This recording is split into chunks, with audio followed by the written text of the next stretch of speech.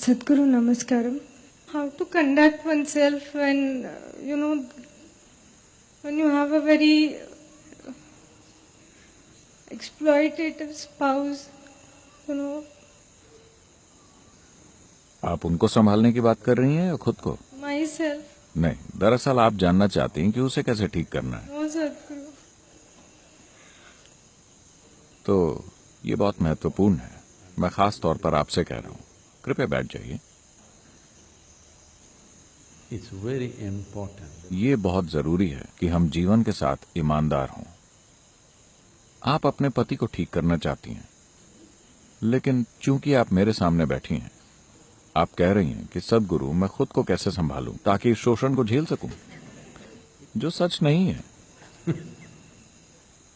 आप जानना चाहती हैं कि उस आदमी को कैसे ठीक करें, हाँ या नहीं? सभी महिलाएं बताइए।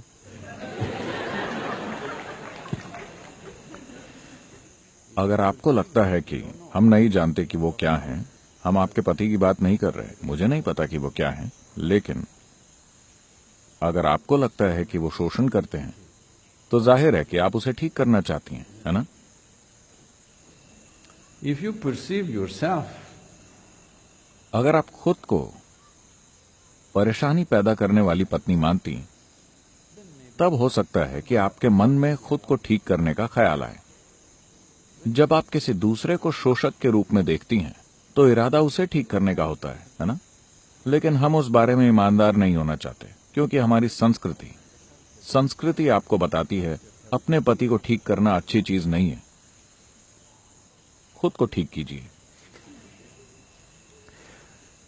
तो अगर आपको सर दर्द है, आप पैर की सर्जरी करा लीजिए, तब पैर में सिर से भी ज्यादा दर्द होने लगेगा। यह भी एक उपाय है। कम से कम आपका ध्यान बढ़ गया। तो यही समय है। अगर हमें जीवन की परवाह है, तो समय आ गया है कि हम 100% ईमानदार बने, कम से कम खुद के साथ। शायद दुनिया में पता नहीं कि आपका पेशा क्या है, आपके हालात क्या हैं, हम नहीं जानते कि आप कितने ईमानदार हो सकते हैं। मैं उसमें दखल नहीं दूंगा, लेकिन कम से कम आपको खुद के साथ तो 100% ईमानदार होना चाहिए। 100% straight. ये बहुत जरूरी है।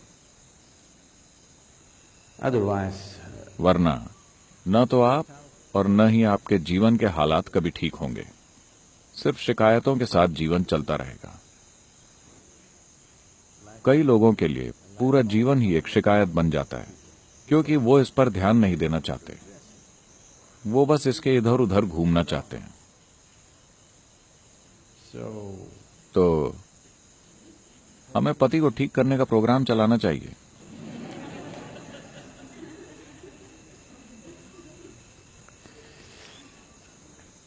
हमने बहुत से पतियों को ठीक किया है, क्योंकि वो ध्यान करने लगे और अचानक उनका शोषण करने वाला स्वभाव चला गया, क्योंकि अब वो किसी दूसरी चीज में व्यस्त हैं। अभी मैं यहां निजी परिस्थिति में नहीं जाना चाहता, लेकिन आपको अपने अंदर और अपने परिवार के अंदर ध्यान का गुण लाना चाहिए। ये एक ऐसी चीज है जिसका निवेश हमें अभी जीवन में करना होगा। अगर आप अपने पति को ठीक नहीं कर पाती, at least, तो कम से कम आपकी इच्छा होनी चाहिए कि पतियों की अगली पीढ़ी शोषक ना हो। अगर आप ऐसा चाहती हैं, तो आपको ये पक्का करना होगा कि आपका जो छोटा सा बेटा है, आप उसे थोड़ा ध्यान सिखाकर ठीक रखें। yes, हाँ? ध्यान उसे किसी खास चीज के प्रति ठीक करने के बारे में नहीं है। बस इतना है कि ध्यानशीलता का मतलब है कि आप इस तरह के बन जाते हैं कि आप समस्या की जड़ नहीं रह जाते। आप जहां भी हैं, आप एक समाधान हैं, एक समस्या नहीं। अगर आप एक समाधान बन गए, तो हर कोई आपकी मौजूदगी चाहेगा, है ना? चाहे वो आपका ऑफिस हो, परिवार हो, सड़क हो या जहां भी हो, जो कोई भी समाधान जैसा लगता है, उस इंसान को हर कोई चाहता है, आया नहीं?